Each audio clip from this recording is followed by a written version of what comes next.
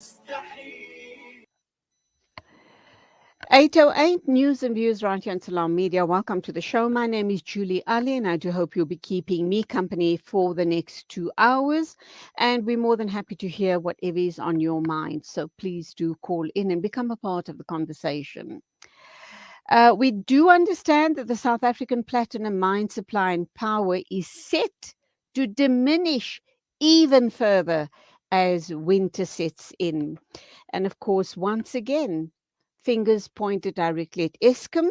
Let's hear what independent gold and precious metal consultant Dr. David Davies has to say about this issue. A very good morning to you, Dr. Davies. Welcome to the program. Good morning, Vivian, to your listeners. Okay, now I understand that the consequences of a significant and continuing decline in power generation will extend to all four corners of the world. Well, rather, all four corners of the country and beyond, with very, very dire consequences. When we look at the mining industry, platinum, in particular, how does that, how is that? Beefed up our coffers here in South Africa. I know that South Africa is one of the few countries in the world. I think there are two other players, Zimbabwe and I think it's Russia, that supplies platinum to the global industry. With this looming issue that we have, the power crisis here in South Africa, what sort of impact are we looking at, Dr. Davis? Well, it has obviously a local impact and an impact, a global impact. Let's talk about the global impact first. Platinum is a precious metal which is used in catalytic converting of vehicles in terms of reducing their carbon dioxide levels. And platinum is moving quickly into fuel cells and also into what they call PEM fuel cells, which is a way of generating hydrogen. So it is becoming extremely important within the globe. Obviously, there are different effects in South Africa. The employment of people, the safety of people in mines is a prime concern to the companies that I've spoken to. So we will gradually start cutting back, as far as I'm, in my view, the production of platinum as the winter moves in. And this is really because the demand for electricity increases, and as it increases, so it needs to be neutralized, if you like, by load shedding levels. We've seen load shedding levels right up to level 6. Now, on a typical platinum mine, and I talk a typical mine because there are deep mines, mid mines, and open pit mines. Mm-hmm. But on a typical mine, at a level 4 stage, the company will start cutting back slightly, and the protocol would then continue on further to move into stage 5 and 6. In all cases, the safety of the workers comes first. So it is a system where we'll have to home, I'm afraid, over the winter period and drop. I submit we're going to drop somewhere between 800 and 1,500 ounces of platinum, depending on the winter. Now, South Africa only produces 4,100 kilo ounces of platinum in a year. So That's quite a large. Okay, can you hear me, Dr. Davis? I just seem to have lost you there for a minute. I can hear you. Yes. Okay, let's look at the important relationship which uses Mallinson's monthly heat map to facilitate a link between the stage which initiates the beginning of PGM platinum mine closures and at which stage mining operations will cease. And that is very, very worrying, is it not? Oh, it is. Um, Matheson's development graphic, which compares the capacity factor of the coal mines against the load shedding. A mine will start if you look at midwinter, shall I say, June. We would start to um, reduce the number of equipment at a stage 4, but it is either dropping and stopping a mill or stopping a flotation plant. And as soon as you get to stage 5, you have to start thinking about how long the load shedding is going to be, and you have to start pulling the workers out of the line with the emergency generators. At stage 6, I would the mine would have to go on, if you like, standby. But the problem is, it's not easy for a mine to go on standby, and a typical problem is the smelting operation. As you well know, smelters are extremely hot, and cool hot by heating them up and cooling them down at various stages doesn't do a smelter well. So clearly, the operation has to be done, um,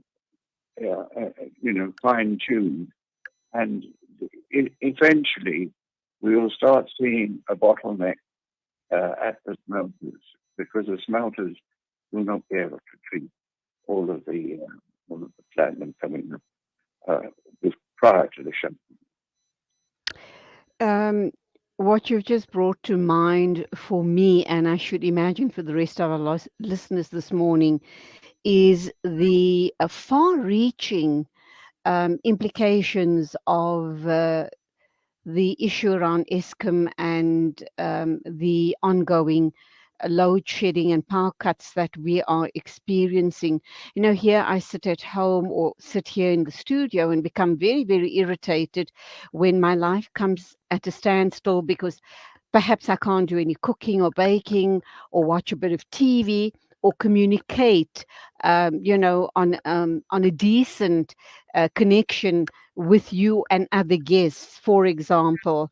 Not for a minute did my mind even go to the mining industry, and I now realize just how deep this issue runs, because I have been using the term very loosely that Eskom has brought the country to its knees.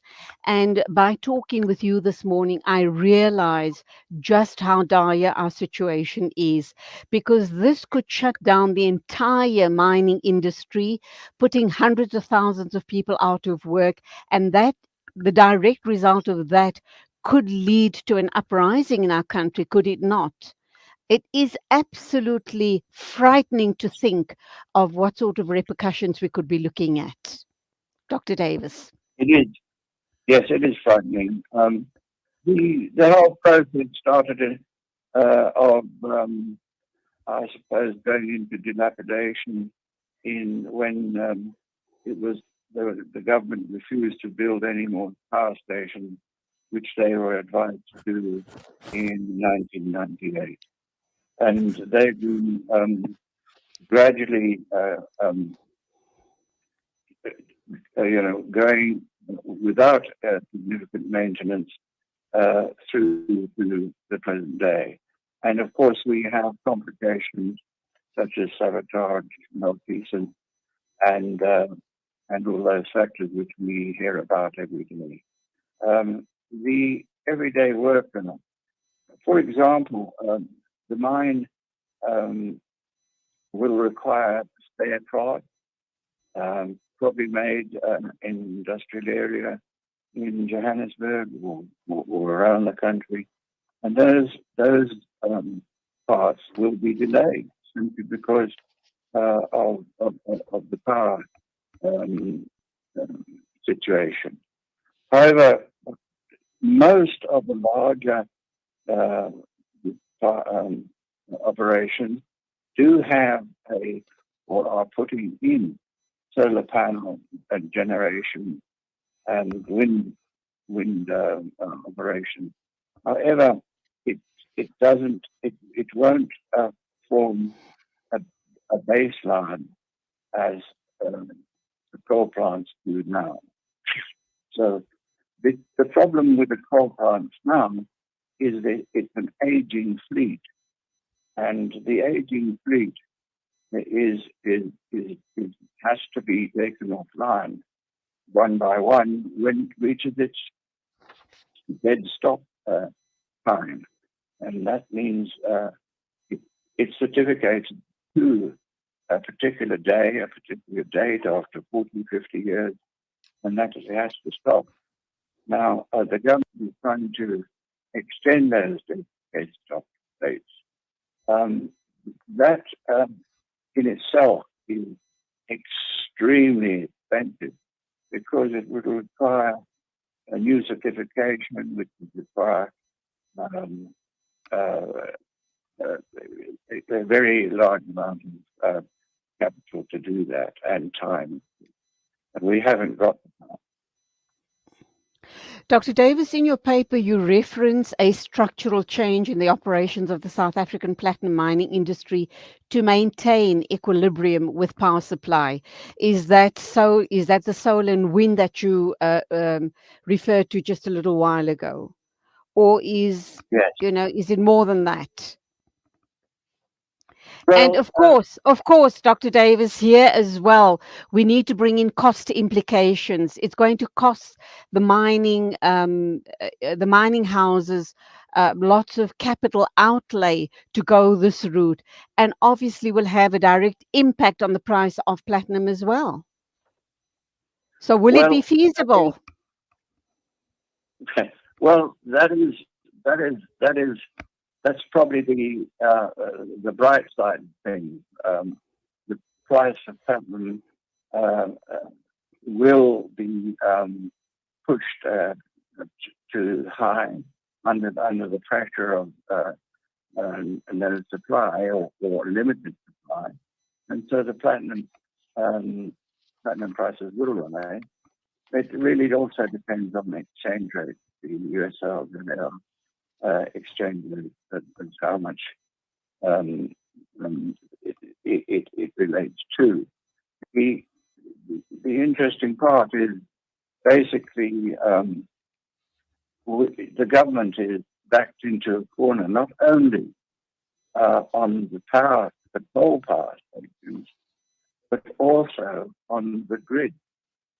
And the grid is, as you know, carries the electricity throughout South Africa. And the most important places to put wind and sun and solar panels in is the Western Cape and Eastern Cape, because it's got ideal conditions, sunny and windy. However, the connection between this area to the main grid is not there. So you have to build that to the extent that the grid can take that extra leverage. So it is not only power stations which are causing problems; it's the grid also exasperating the situation. Let's wrap up then by looking at worst case scenario and best case scenario regarding the platinum mining industry. I mean, as I'm speaking with you here, I'm thinking, is there a possibility when we look at the worst case scenario that we'll stop mining platinum altogether in South Africa and the impact on our economy? Well, the worst case is that we won't stop mining. Um, there'll be, as I say, structural changes to accommodate, if you like. And a lot of these mining companies, as I just said, are building their own private generators and so forth to try and compensate for um, uh, for the lack of electricity. And one can see in the future that most of the companies, the large companies in South Africa, will be sort of independent, if you like, in selling electricity back to the grid and Eskom. So there'll come a time where, in order to keep going, that's what you're going to have to do. And the worst case scenario from Clive Madison's report would occur in June, where we we could we could reach a stage 10 and 11. Now, the government hasn't formulated what stages they're going to be, but really it doesn't matter after stage 8 because there'll be no electricity for, I would suggest, a day at a time. Sure. Okay, let's wrap up by very quickly, if you can, explain to us your PhD, which is studies in the catalytic reduction and decomposition of nitric oxide 1976. In layman terms, could you explain that to us, please? Well, that's a long time ago, and we all run around in cars now with catalytic converters in exhaust. Um, and some of the initial work, which needs to be carried out before you can actually make a catalytic converter, is to study the reaction in that catalytic converter. So it's like any PhD. It's one grain of sand in a desert of knowledge. As one grain of sand. So it was to do with the reduction of the oxides of nitrogen in preparation for the introduction of catalytic converters that you see running around. Would this kind of loosely translate into what's happening globally with switching over to electric cars? Not that that's going to be an option for us right now in South Africa with the dire situation that we're sitting in as far as power availability is concerned directly from Eskom. Is that one of the components, electric cars? Yes. Electric cars are obviously in amongst the range of cars. The technology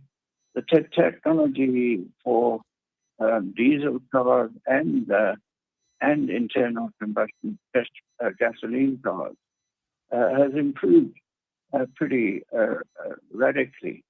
But it's controlled also by standards which are brought in every 4 or 5 years to make the motor manufacturers meet those standards. And the standards obviously are being squeezed. And under these circumstances, we actually need more platinum and palladium and rhodium to drive the obnoxious gases. Um, um, but certainly electric cars, um, you have to then have electric plug-in stations. Uh, it, it, with an electrical problem that we've got, it's going to be difficult to fully get a complete circuit of electricity to charge those cars. Let's But there assume are, that, yeah, Dr. Davis, let's assume that our situation in South Africa was really efficient and ideal. We didn't have the problem regarding the supply of electricity. Would the electric cars be the answer? Would this be one of the components as far as cleaner energy is concerned and the whole issue around climate change? Is this one of the ways in which climate change issues could be addressed? yes, there are other ways. There are hydrogen fuel cars. Anglo and American Platinum has launched the biggest ball truck, which has fuel cell, and it also has an electric component. So we're likely to see more hybrid cars, which are half, if I put it simply, it's half the engine is electric and the other half is the normal internal combustion engine. There's that. Dr. Sorry. There's alternative fuels as well. And hydrogen is an alternative fuel. They are currently looking at hydrogen driving ships, and they are right now driving ships. So a lot has been done, but it's just in its premature stage at the moment.